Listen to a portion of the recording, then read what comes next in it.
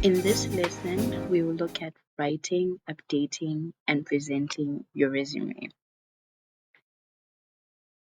We'll focus on one of the most important parts of your resume first, which is the bullet points under your work experience.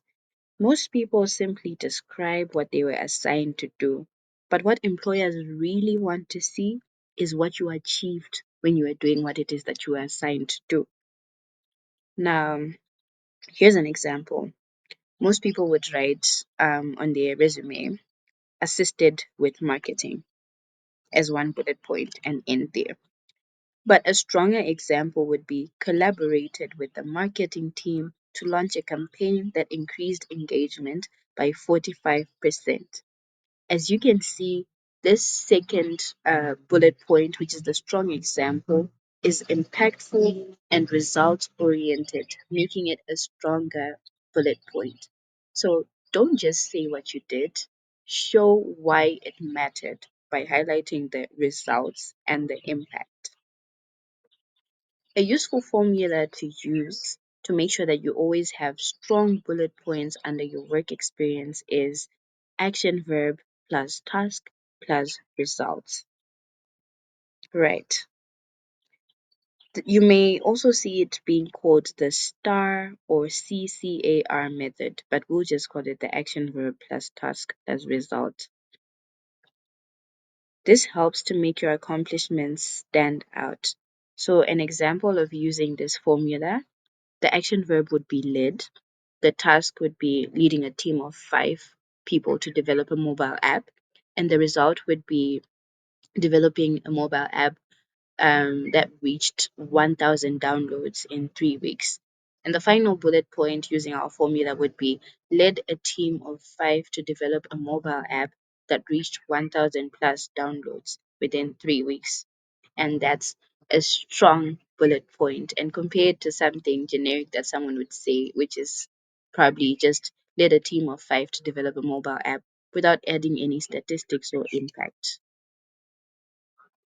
Tips for using the formula: start with strong verbs, use numbers and outcomes, keep your bullet points short and impactful, and tailor the bullet points to the job that you're applying for. So now that you've learned how to use the formula, you can take some time out to practice. So you can pause the video and have a try at these. Rewrite these bullet points using the formula. The first one is helped with data entry. The second one is worked at a reception desk. And the third one is did sales at XYZ. And XYZ could be the name of any company of your choice. So just feel free to pause the video and try to use the formula, which is action, verb plus task plus result, to improve on these bullet points. Now that we're done learning the formula and we can write strong bullet points, the next thing that we need to learn is when and how to update your resume. So your resume should be a living document and you should update it ideally every 3 to 6 months or after you've done a major project, a new job, gotten a new award, or you've developed a new skill. So these are some examples of when to update. When you've just completed a major project or role or internship, when you have gained a new skill or certificate, or when you've changed jobs or you've been promoted. And this is how you would update your resume. You would add new roles immediately so that you don't forget what you were doing. As I've already said, you need to make sure that your bullet points are strong, and for them to be strong, you need to know how to describe what it is that you were doing. You would also add a new skill or certification under your skills or certifications right away, again, so that you don't forget. And if you had a job change or promotion, you would update your title, responsibilities, and achievements.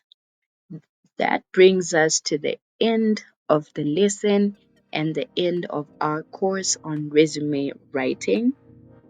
To wrap up, we've learned that your resume is your personal marketing tool.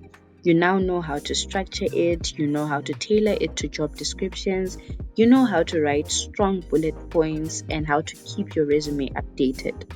With this foundation, you're ready to start applying for opportunities with confidence.